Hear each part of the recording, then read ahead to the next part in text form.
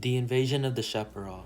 We dedicate this book to the chaparral biome because in recent times it has been shrinking due to human activities such as urban development, which has led to habitat fragmentation. Not to mention, increases in human-spread non-native grasses as well as overgrazing has led to increased wildfire risks, which are exemplified by the fires going on in California right now. The chaparral plays an important role in erosion control and contributing to groundwater stores. In order to keep this biome safe, we can support the use of controlled burns in areas extremely prone to wildfires. We as a society can also support sustainable livestock practices and not use the chaparrals as grazing lands. Through the recognition of the importance of the chaparral biome, we can work to preserve its ecosystem and let it maintain its role in supporting biodiversity. There once was a gray fox by the name of Sheriff Bruno. Becoming a sheriff takes necessary survival skills, skills that Bruno has already acquired, such as his ability to withstand the high temperatures that the chaparral was known for with very little rainfall. One day, Sheriff Bruno was sitting at his post in the town of Rugged Road, awaiting a call of danger.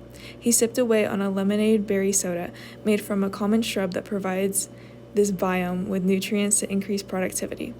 He looked off into the sunset when all of a sudden he heard a group of brush rabbits calling out for help. Help, help, they called out. There's a predator destroying the land. They hurried towards the town, their only instinct to run. A moment to waste, Sheriff Bruno jumped out of his chair and ran in the direction in which the rabbits had emerged from. Just a mile out, Sheriff Bruno witnessed a wild pig and his raccoon buddy tugging at the cache of a California mouse, a small nocturnal prey animal that depends on the darkness for safety. Clearly terrified of the predators in front of her, when the sheriff intervenes. The wild pig was mighty and ferocious, known for tearing up the land and destroying vegetation such as the sagebrush, ripping up the 6-foot-deep roots from their taproot system. The raccoon was of grand support to these pigs, with its stealth ability to sneak around the chaparral deerweed, hiding behind the weary structure, using the yellow blooming flower as a distraction to his innocent victim. "Put your hands up, Buster. Game's over," said the sheriff. Now why would I? He responded, then whistled, and in a split of a second, a herd of a dozen more wild pigs took Sheriff Bruno's gun away from him and restrained his arms and legs with rope, and pushed him over, leaving him laying on the waxy, water-holding leaves of the chemise bush. "Ha, so much for a sheriff," commented the wild pig. "That was almost too easy. Expect to see more of us, 'cause this turf will soon be ours." The herd quickly ran into a large section of bush sunflowers, destroying the tall flowers that adapted to withstand the heat and droughts in their wake and leaving a bandana After a moment behind. of catching his breath, Bruno untied the knotted shackles from his limbs and fumbled over towards the fallen bandana. The cloth radiated a vibrant red, able to catch most anyone's eyes. Sheriff Bruno was curious, but most determined to figure out who these wild beasts were and began his investigation back at his post. "Do tell," the sheriff said, addressing his comrade. "Have you perchance seen any wild pig in the area?" "Wild pigs," commented Sheriff Red-Shouldered Hawk. "No such thing among these lands. Say, where in the world did you get this crazy idea from?" "Well, you see here, I came across some mean jalabi of some sort, committing a crime earlier in the morning. I wasn't able to trap him, but they left behind this bandana. Take a look." Sheriff Red-Shouldered Hawk stood, bandana and talon, with his eyes fully widened. The definition of fear on his face made the atmosphere quite intense, and Sheriff Bruno could tell. "Well, I'll be," said his partner. "I haven't seen one of these since I was a tot." "Whatever could you mean, Red?" Bruno asked, confused. "I was once tricked by the same crew. They stole our land, took our home and food as their own, and left us with nothing. I was just a boy, left to die alone, all because of these cruel bandits and their wicked ways. We've got to stop them. But you're not going alone, you hear?" "Mighty fine idea, Sheriff Red, but how are we to catch 'em when we know nothing about 'em?"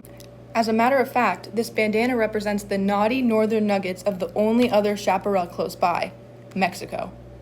Now we ought to get chopping if we want to catch these bandits. Recruited other sheriffs from around the California region to help out with the investigation process on locating what next step the enemies would take. The process was lengthy and new discoveries were quite rare, yet the team persisted through in hopes to save their chaparral lands from being taken over by the invasive wild pig and their henchmen. Each month they'd strike from a different zone, and each time, as sneaky as they were, would get away with their plans. The loss of habitat due to these guys got so bad to the point that most of the other residents from other towns would crowd into Rugged Road. It wasn't until 6 months later, when the team of sheriffs were almost completely confident with where the bandits would strike next. All sheriffs were directed southeast to await the next call for help, when They're suddenly, here! Help us! Sheriff Red, using his amazing binocular vision, was able to give the clear for all others to go. The team members charged off in a bolt, knowing that it was now or nothing, and that the sake of their habitat depended on this very moment. In the distance, they saw what appeared to be an army of wild pigs surrounded by the quick germinating pink marrow that helped with erosion control. In the lead, Sheriff Bruno called out, "Halt!" and the sheriff stopped in their tracks with guns at the ready. Now you looky here, mister. I don't know who you are or your motives for being here, but you've taken this too far. Leave or we're gonna start something you'll regret in a few minutes. If you want it, come and get it, exclaimed their all leader. of a sudden, the two groups started to charge towards each other in a fiery and dramatic way.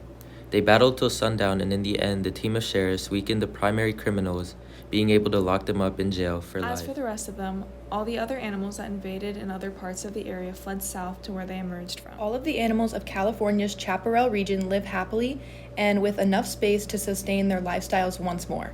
The end. Allie is a junior at Flower Mound High School who aims to better the world one moment at a time. Born and raised in Texas, but dreams of traveling through the best mountain ranges in the world. Sophia was born and raised in Texas. She is a junior at Flower Mound High School who strives to improve global conditions by spreading awareness to younger generations on the importance of the health of the planet. Sujal is a junior at Flower Mound High School. Originally from Texas, he aspires to make an impact on the environment through the education of younger students, hoping that what he wrote can inspire others.